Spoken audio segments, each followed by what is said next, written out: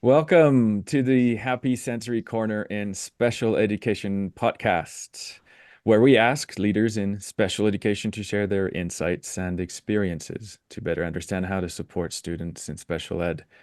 The focus at the moment with these episodes is going to be on reducing the use of restraints.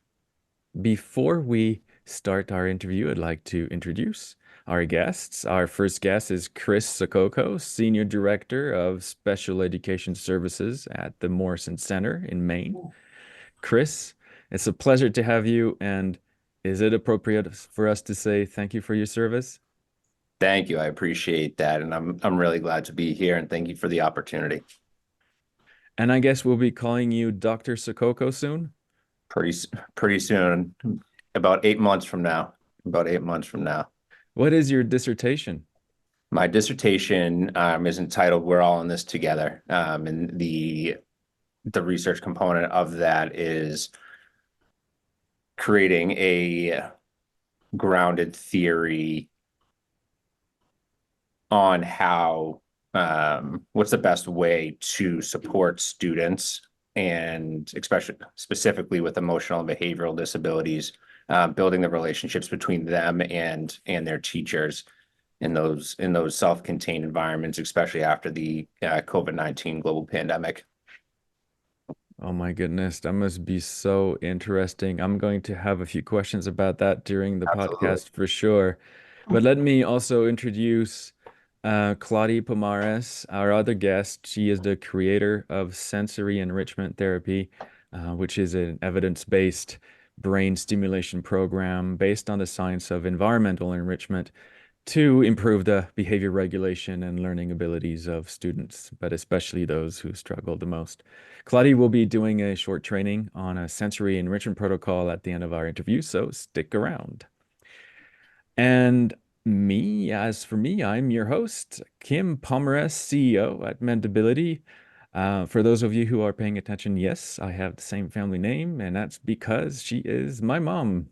Hi, Mom. A while back, sorry, I'm going to edit this, but you need to say something. People don't necessarily see the Oh, wave. okay. Hi. Let's do this again. And that's because she's my mom. Hi, And a Mom. pleasure. Hello, son. Take three. It's only our So 20th natural, episode. right? So what do you want me to say? Hi, Mom. Hi, son. A while back, Claudie needed help to manage her private clinic as it was growing and receiving government funding to accept more and more difficult cases. And I said to her, "Sure, let me help you for a little bit, and then I'll go back to my other business." And that was 25 years ago now. So, to start with, Chris, tell us a little bit about what inspired you to get into special education. What is your why? What is my why? What a loaded question. Growing up, my mom is a special ed teacher. So I was raised in that mindset that everybody can learn, everybody can achieve, everybody has the opportunity and should be provided with the opportunity to live a enriched life and whatever that means for them, but to also be prepared to be engaged citizens once they finalize, their public education. Mhm. I was really drawn to that. And then as I transitioned through my life, I felt how hard school was for me, through high school, through early college years. It was a really difficult time for me, and just learning how to learn. Um, so I did a lot of work to learn how to learn, and that really opened my eyes to special education. And then with my time in the Marine Corps, my job was to teach junior Marines from every walk of life um, how to do their job, right? And it was really a throw everything but the kitchen sink approach to that. So whatever whatever it took to get the job done was what we did. in order to teach those junior Marines the skills that they needed to be proficient at their job. Once I was then looking for a career out of college, I was always drawn to education. I love to see that light bulb go off in people's head, when they finally got something, when it finally clicked. And that was a really powerful and fulfilling moment to me. So that's really where my passion for special education came from. For me, this is a special job, and I view it more as a vocation than a calling than really a profession. I hear you, Chris. I mean, I think the little thing we have in common is that our mom had a great influence into our career development, and Certainly. this idea of the calling of helping children in particular. That's yeah.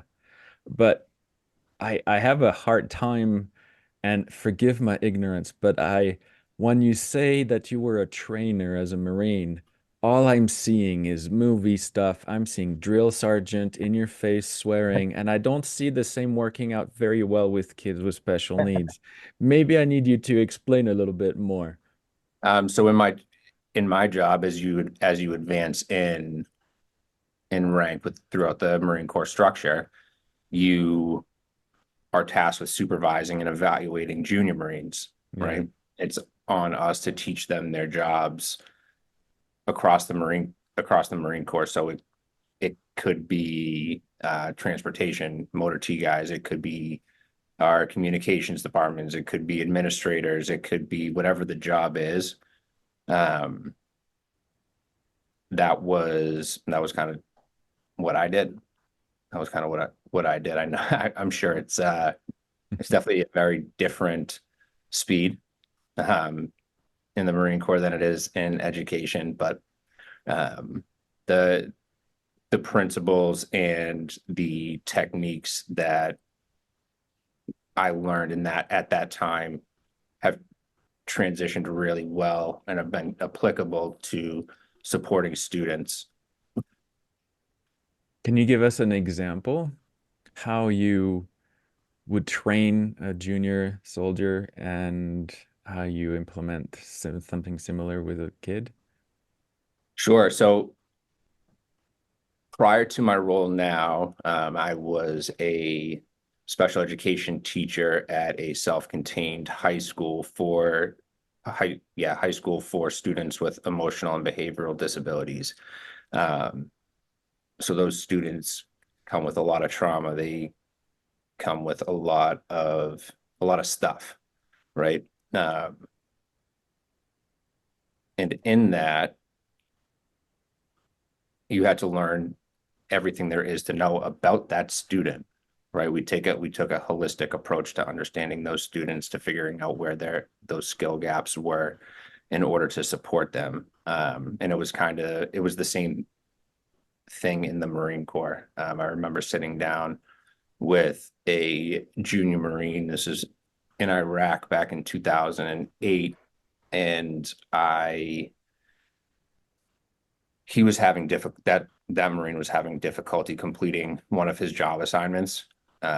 English was a second language to him, so it Mhm. was difficult for him to be able to do the components of the job that he needed to do. Not to go into too much detail, but so teaching him different ways to utilize the English language and finding the ways that made it click for him until he finally understood it. And it ended up, I think we were using baseball at the time. Um, he was a big baseball fan, so we used baseball, and I think that's just kind of how I transitioned. I was always able to make connections with people. I was always able to relate to them enough to teach them, and I think that relatability is something that I realized that I was good at while in the Marine Corps that has now transitioned to relating to, at the time, students with emotional behavioral disabilities, right? So they have all of their baggage, right? They have their codependencies, their attachments, they're on top of their disabilities. So finding Mm. ways to build the trust in them through relatability really helped me unearth some of the skill gap areas, or the needs for those students. So how do you use that for, meltdown situations or situations that escalate? That's really where uh, this acronym that I use, RESPECT, comes in. Um, Relationships are the intervention. We need to use empathy, support, positive regard, using effective communication, consistency, and trust. Through that framework, which is a framework that I've developed through my study for my dissertation, I found that building relationships with the student is the most effective way to mitigate those antecedents that lead to higher level escalations, to where a student would need to be in a restraint or need to be put into seclusion. I love this acronym, and I can hear our listeners saying, "Oh, what were the letters of the acronym again? Can you go through respect?" Yes, R is the relationships are the intervention. E is empathy. S is for support. P is for positive regard. E, effective communication. C, consistency. And T, trust. I think I want to use this as our text for restraints. Can you give us a story or an example that would illustrate each one of those 6 points? Certainly. So relationships are, when we say relationships are the intervention, we're talking about, you can use that through all of the different components of an escalation, right? So you have your antecedent. If you understand a student in a holistic fashion, which is built through relationship, you can use that relationship to support the student prior to getting to the place where they begin to escalate. And there's so many different facets of that. It can be from, we talk about Maslow's hierarchy, and we talk about supporting those bottom rungs of the triangle, right? Those physiological things that everybody needs. We need our students to feel safe. We need our students to feel loved. We need our students to feel prepared for the day if they're going to reach the top of the triangle, right? That Yeah. achievement level where they're able to sit in a classroom. And sometimes for some of these kids, it's just sitting in the classroom. That's a win, and changing that mindset to away from the old views of how education was structured back from the industrial era. Now we're sitting here and thinking, that's we know that just coming in the door of the school was difficult for that student. Now they're going to sit in the classroom for 5 minutes. That's a huge win. That's something to be celebrated,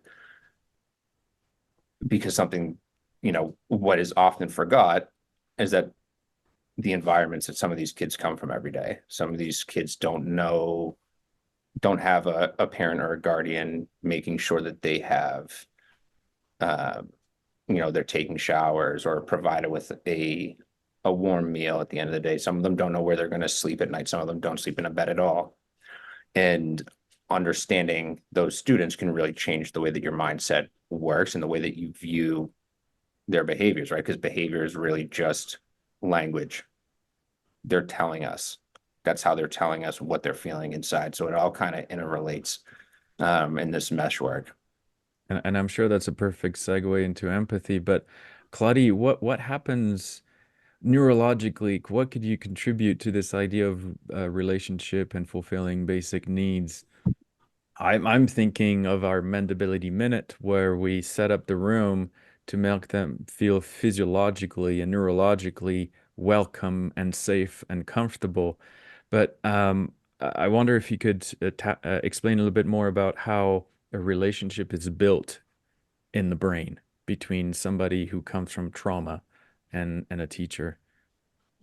Yeah, but I'm happy to do that. But first, I want to sort of go to the past when we had our three words that are so similar to what you say, Chris. It In was, French or in English? well, I'm going to say it in French. How about you say it in English? Respect, considération, tendresse. Hmm. Respect is So, easy. Being considerate and tenderness. yeah. So that these are the mottos of our therapy. So we connect on that end. So our children who come, you are so right. Going through the door is a continuation of a trauma. They we don't know typically the teachers, the people who work with them don't know that before getting into the door, there was terrible things going on. And if the child has a deficit, and we work a lot with children on the spectrum, children with brain injury who have I would say, a biochemistry of their brain. That brought my plastic brain to demonstrate, because that's where we work in Mendability. Their level of you can say adrenaline, you can say cortisol, you can say stress hormone, because they have been pushed and shoved. And sometimes good intent of parents is just that child doesn't know why he has to put shoes on. And let's go to school is not the sentence that means, yay, I'm a happy person. So they came to the school with a very high level of cortisol. And the good thing about what we know in neuroscience, because that's my field, is that nature made us humans to find ways to drop the cortisol without having to give medication. The medication just help transition or tolerate life. They don't fix the problem. So we have something that we train schools to do that is so efficient, and the teachers are just so happy having it.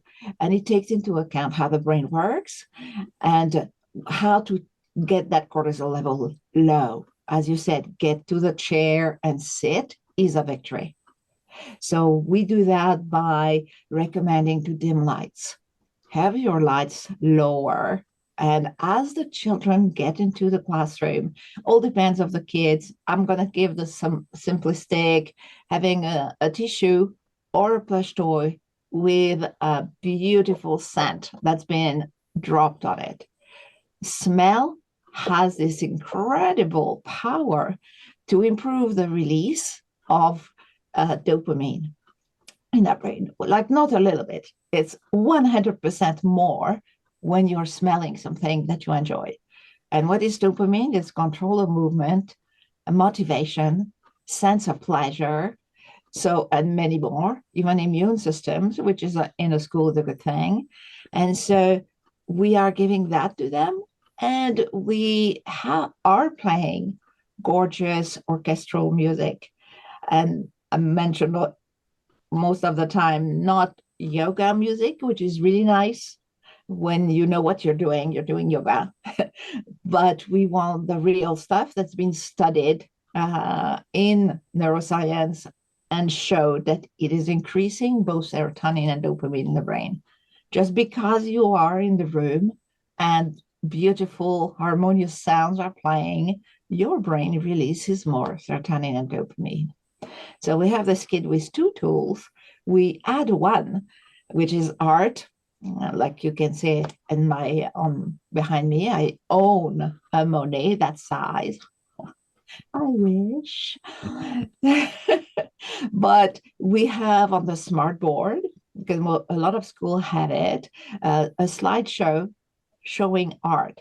like the real stuff, the real impressionist, Vermeer, you choose it. There is not, but the beauty as it has been created by masterpieces, by people who knew what we were doing. And so by the time what we hear from the teachers, by the time the 25 or 30 children have sat, they are all calm.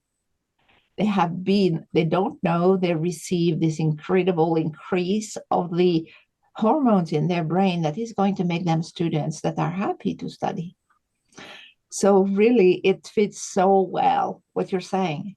We can help the child feel good, calm, and attentive without using anything but beauty. And like it's very pretty to explain, but at the same time, it has extremely scientific grounds to it. Mhm. And I recommend that you peek at environmental enrichment on PubMed and read what we are doing, basically. That's our shop, and we are the ones who have transferred environmental enrichment research to people.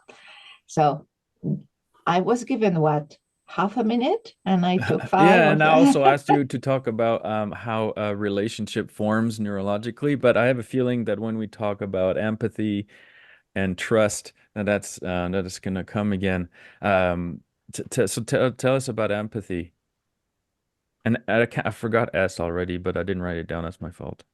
That's all right. S is for support. Yes. So for empathy, that's really, cultivating empathy as a core quality in interactions between teachers and students is so important. A lot of that comes back to mindset. It comes back to um, pedagogy in the classroom, right? Being Do you able have to an example of a how a student a nice sort of feel warm and fuzzy story about how empathy was the crucial element that tipped the scale for him or her? certainly. So we have a student here, my current role, who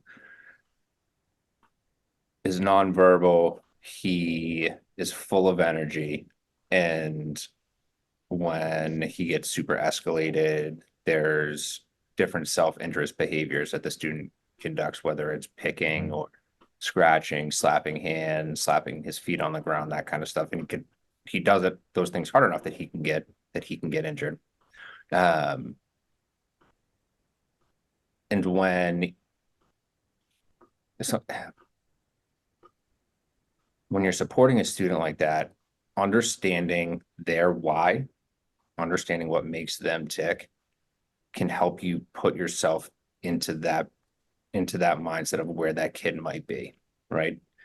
As a as an adult, as an educator now, I can walk into a room and think this room's safe. This room is filled with people who want to help me. This is a room where my needs are going to get met. The same student who is neurodiverse or has any sort of emotional behavioral disabilities can walk into that same room and immediately switch into fight or flight. Yeah.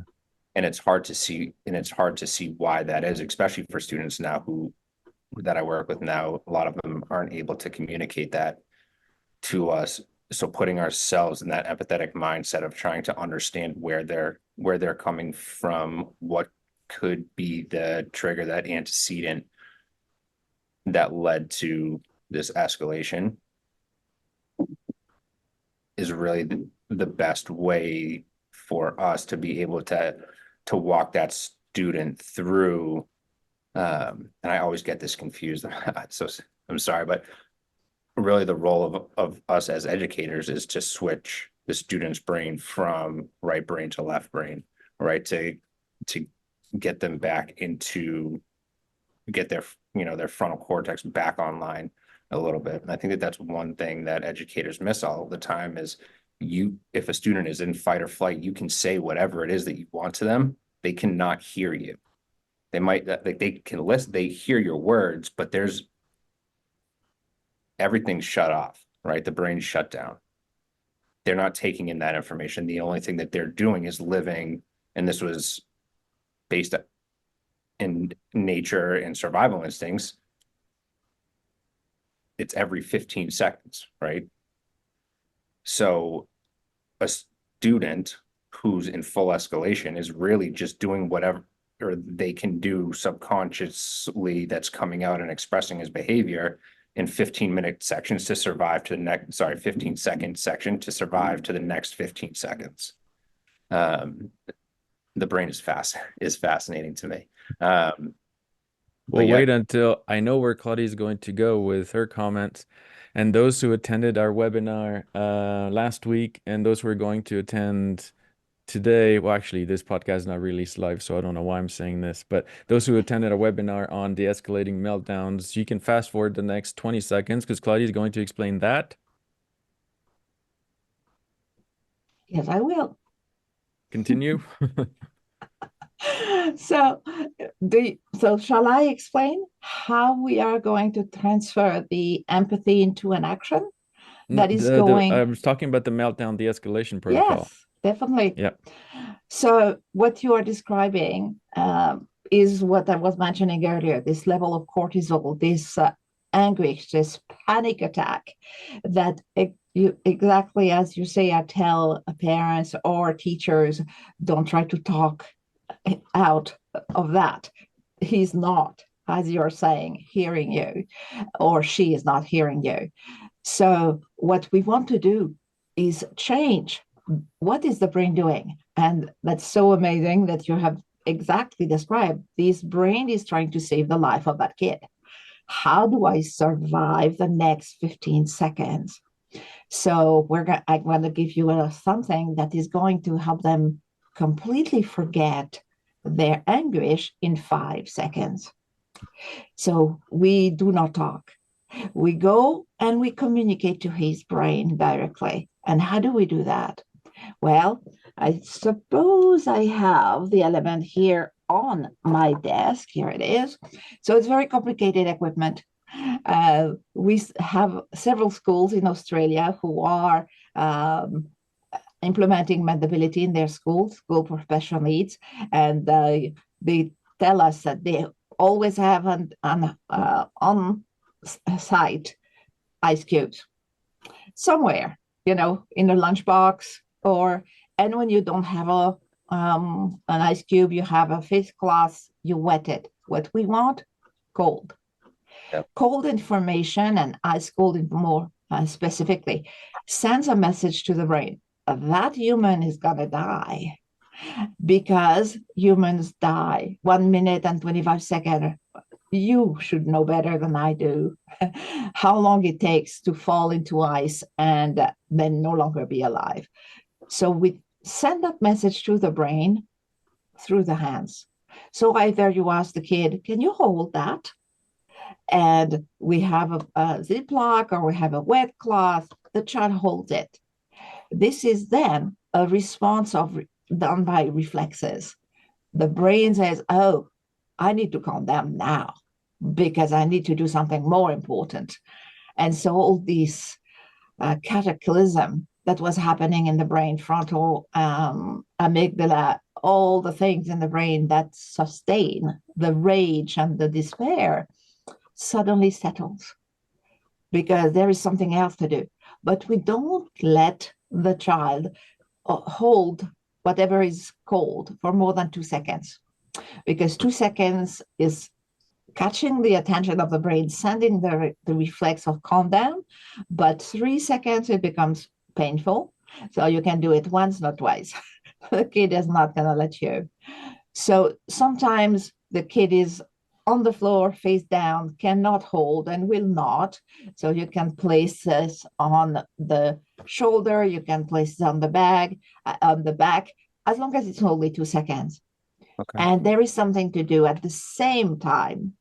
And again, I will take the example of the Australia school we spoke to recently, who has a little spray of a scent of strawberry. Strawberry is crucial because scientifically, it was studied with functional MRI that it's the one that travels to the amygdala faster.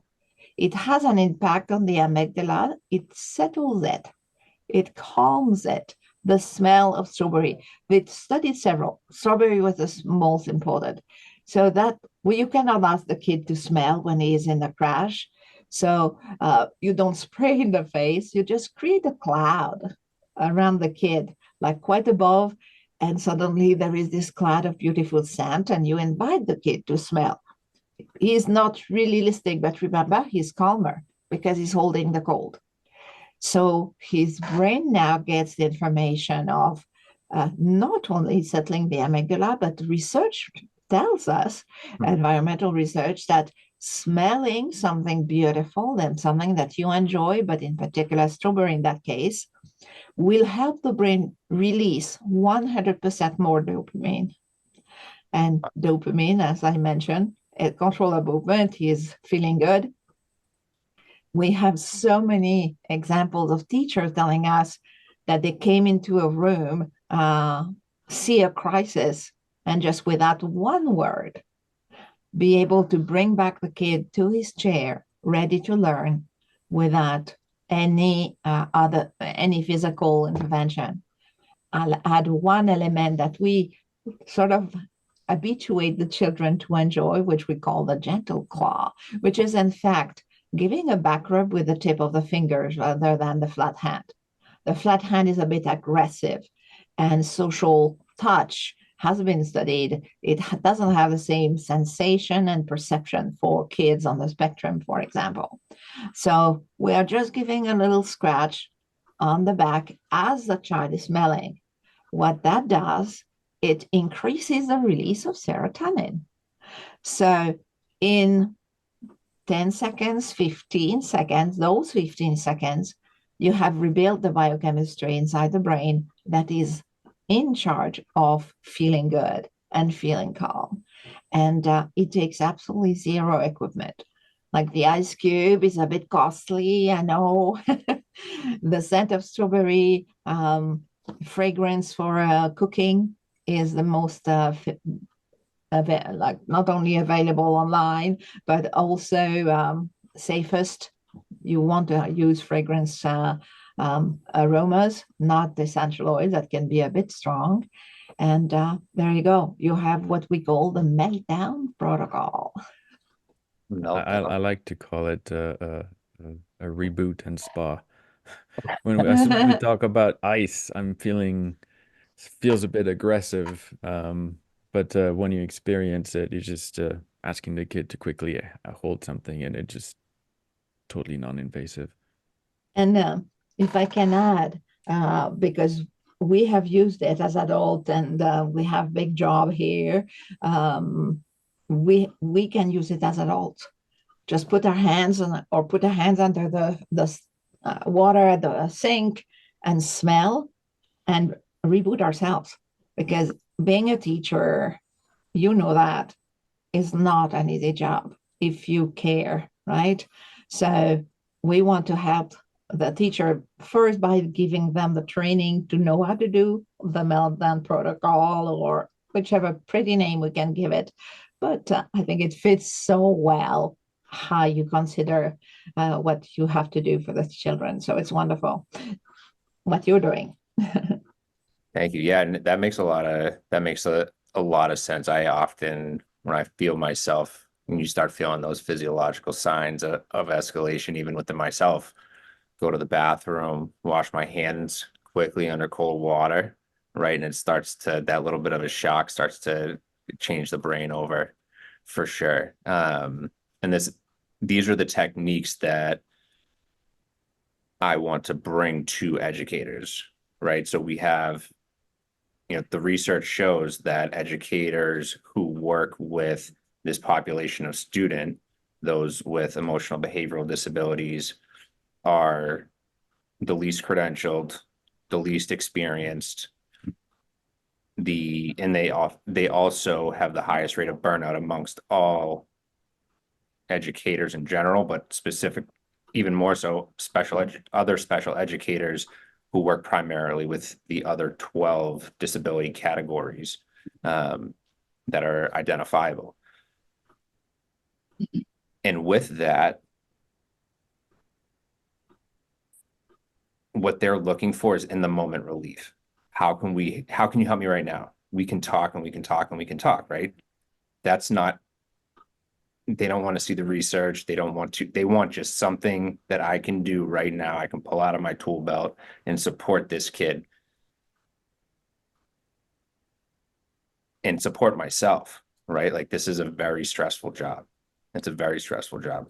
And being able to support those educators to better support the students, to help them better support the students, to help them build those relationships with protocols like this, I think is essential to providing the best education possible and the most inclusive and safe environment for our students.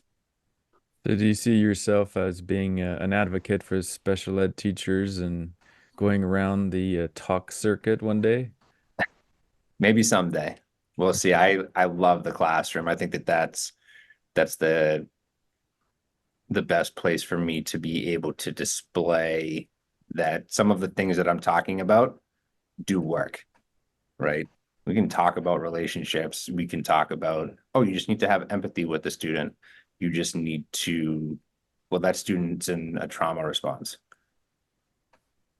Okay, what does that mean?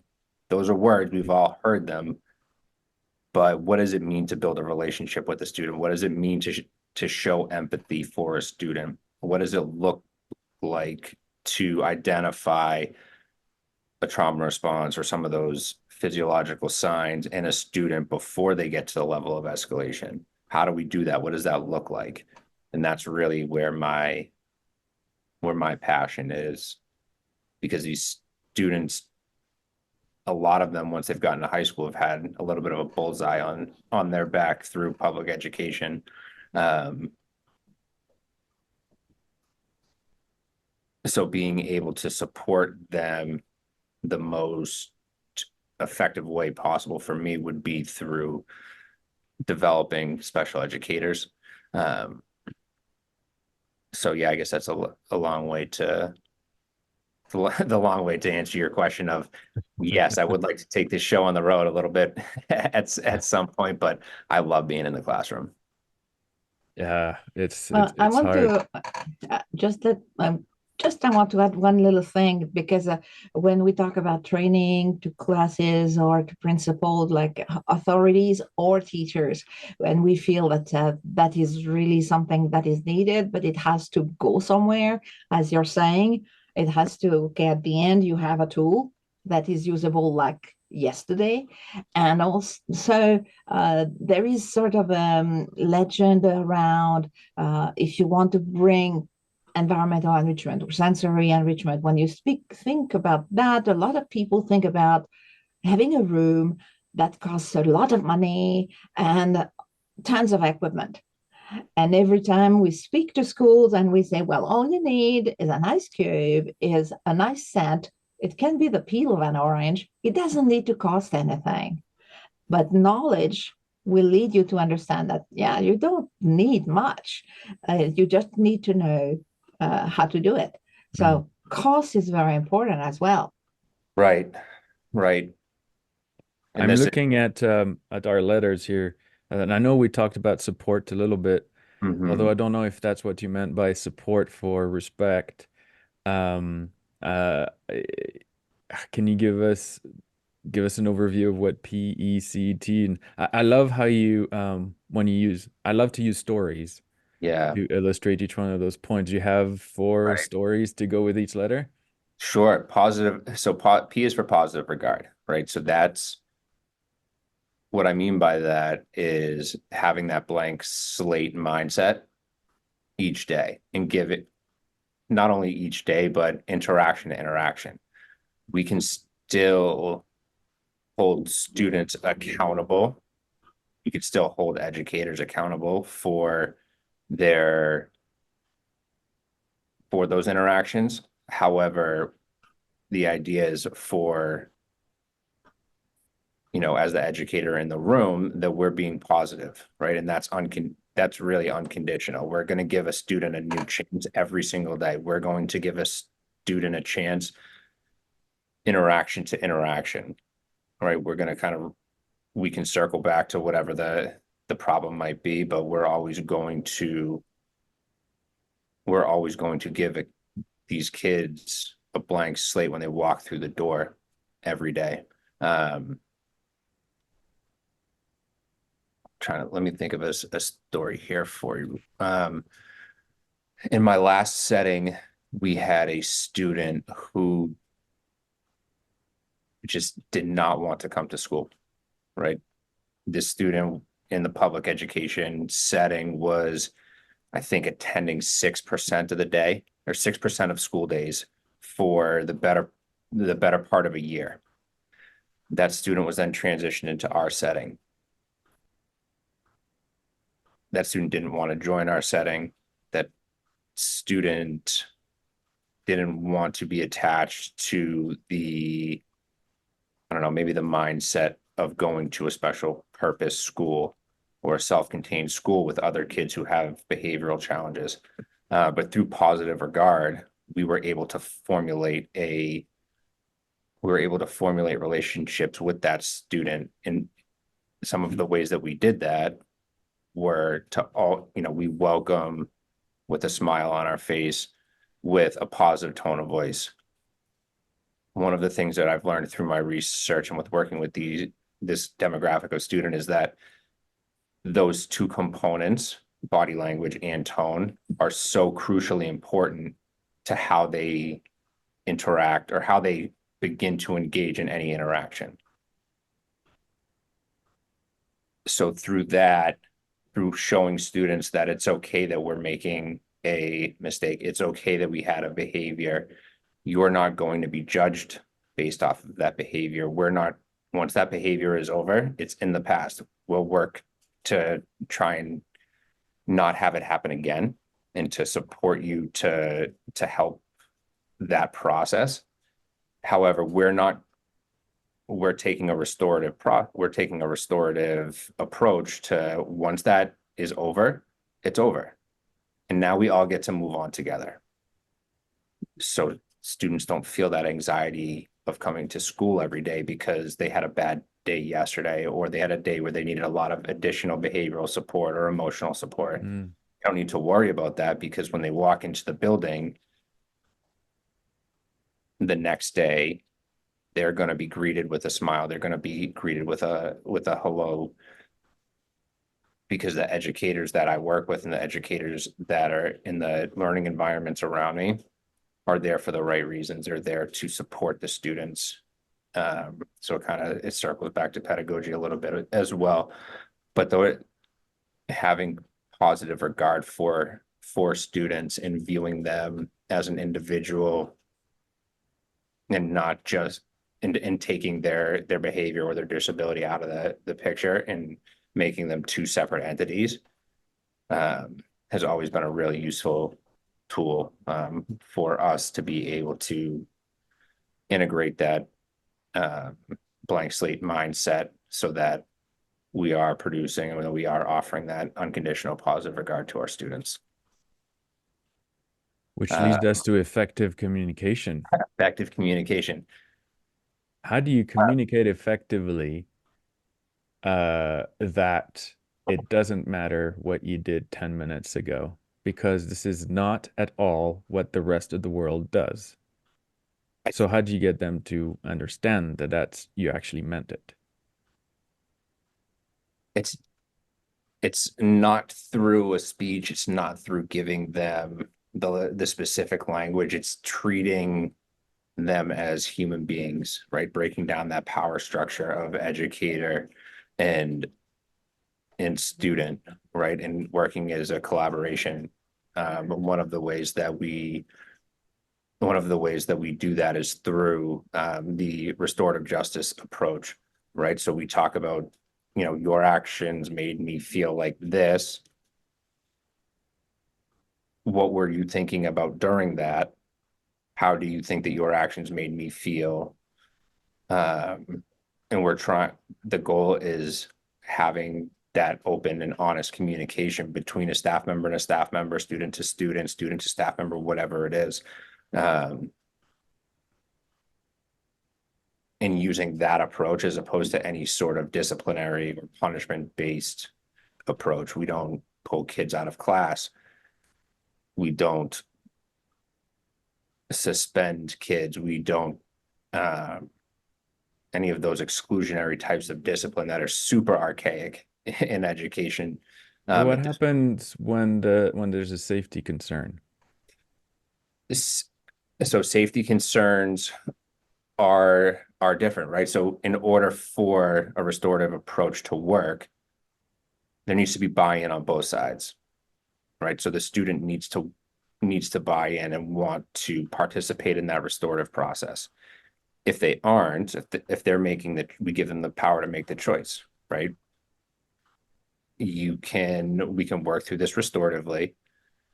If you are unable or making the choice not to participate in the restorative process, well, then we still have the student handbook, and this is what we need to follow.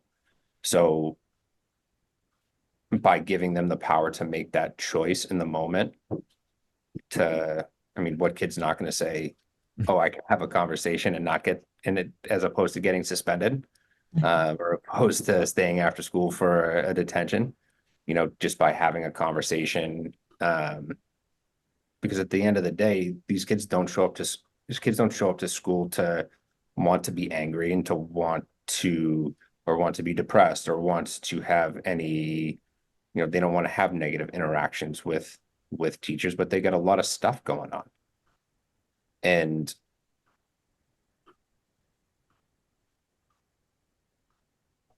by working with them, with the educator to mend that fence, it not only rights the ship between those two, but it helps welcome the offender, for lack of a better term, back into the community.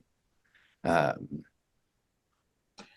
by seeing that and modeling that, students really buy into this understanding that there's not, it's okay to make mistakes. As far as how we would handle safety concerns, first, the first component for that is really to support the student who is creating the safety concern or engage in the safety concern. So the first thing that we would do, there's different tactics to take, right? So we don't try to remove a student from the environment who's a safety concern. We remove the other students who are not a safety concern, right? That not only lessens the safety concern, but it also supports the dignity of the student who's having a trauma response or having that behavior, because we all know that in that moment, that student's in a really hard place. They're having a really hard time communicating. They're having a really hard time feeling and connecting to their emotions or processing. And we can support and save a lot of dignity for that student and also bring the temperature in the room down a bit by removing the rest of the students. And as any change happens, the more that we have these communication between staff, between the school community as a whole, the understanding starts to grow, right? So students know. We would have one time we had a student who was super escalated in a classroom. So I asked my ed tech to bring the other students from the class into the hallway, and they went up the hall to a different classroom and continued class. That gave me an opportunity to support that student one-on-one and start to begin using the tools that I have to de-escalate the student. But as this becomes a framework of the environment and a pillar of our learning environment, that same support staff member reported to me after the event that the students didn't want to learn. They were really just concerned about the student that was in the classroom having a really hard time, because a lot of them have been there. They can relate to where that student is. So that, circles back to that empathy part. And we're building empathy between students, and it just really lifts up the culture. in the school environment. It feels like with all those stories especially when talking about safety, you address the consistency aspect. They know there's a book, they know there are rules, and every time they do this, you're going to give them a second chance. And Mhm. that must build to ultimately trust. Trust, So absolutely. relationship as the intervention with the respect abbreviate or acronym, relationship as the intervention, empathy, support, positive regard, effective communication, consistency, and trust. Claudia, I'd love to I asked you earlier in the podcast to talk about how you develop the tools in the brain for people to build relationships, healthy relationships with other people. What would be the number one or maybe top two or three brain functions that need to be developed? Well, you mentioned frontal cortex. This is where emotional understanding, everything emotional is happening. You can't really get there before you have repaired some of the other tools. Uh, One simple thing being that children, and in particular on the spectrum, because we mention them a lot, have a fantastic visual system, way better than anybody else, which is a disadvantage because with images of the brain, it was found that tremendous capacity for visual processing is poorly connected to the rest of the brain. So that kid sees way too much all the time. So you want to be, so depending on the age of the kid, if you are with a teenager, with a small kid, you want to go maybe down to the floor. You both sit down. You are eye to eye. And you want also to have a physical contact. I mentioned it briefly. Soft touch increases the release of serotonin. So suddenly the kid feels in his body, he feels that he is safe and the tension is going down. You want to maybe, if you're allowed, and I think in your classroom it would be allowed, uh, touch gently the face to make sure that this contact and you come close and the tone of voice. Mhm. The I always recommend to whisper to a kid who is dealing with something that is too difficult, speaking on the same tone and sometimes speaking louder. This is what we see happening in some classrooms. In fact, makes things even worse. So as soon as you create this sort of bubble of quiet, of serotonin intake by simply a contact. And one thing to avoid, because that's also something we learn from science, is the forearm, because for some unknown reason, touching a kid, social touch on the forearm, is in fact rerouted in the brain to pain centers. So the kid who reacts when you touch him gently, in fact, is in pain. So when we know that, either as far as mendability is concerned, we're going to work at fixing the problem through a different kind of touch. So you could be telling the kid, whispering things and drawing lines inside the hands, maybe with your pen and with the non-writing hand of the pen. So you bring a new sensation to the top of the brain, the sense of touch, and gradually build up connections that are going to be used for life. Like every time you build something in the brain, you have it forever. So there is a little bit of a change, understanding how, because you mentioned that so well, you need to know that person and knowing why and how is going to help reinforce the project of knowing that person. And that means that person is going to know you, is going to have a different feeling about you. You're not, as you are explaining in your school, we respect, we don't accuse, we don't remember. We are somebody here to help you and we care. but that has to happen through a few little protocols or techniques that could be eventually added to the book that will really change physiologically how the kid sees the teacher and also how the teacher sees the kid. We spoke once recently with a teacher in a special ed classroom, was so passionate, so caring for the kids. And in her class, they do use restraint and they have this special way of holding. She calls it hugging. So she presses the kid a little less. And I helped her maybe add something to her protocol. I said to her, how about you put some scent, maybe lavender, she loves lavender, on the shoulders, on her shoulders. And also, once she has put the kid's hands in a way that that kid will not hurt anybody, himself or someone, to rub those hands with a wet cloth. And then suddenly this becomes so much more powerful because we are not only preventing, putting secure situation, we are fixing the brain that was in a fury. We are building things that next time will be better. And we spoke to a classroom also recently that is implementing mendability, our mendability minute I was mentioning you earlier. And they said they had meltdowns all day.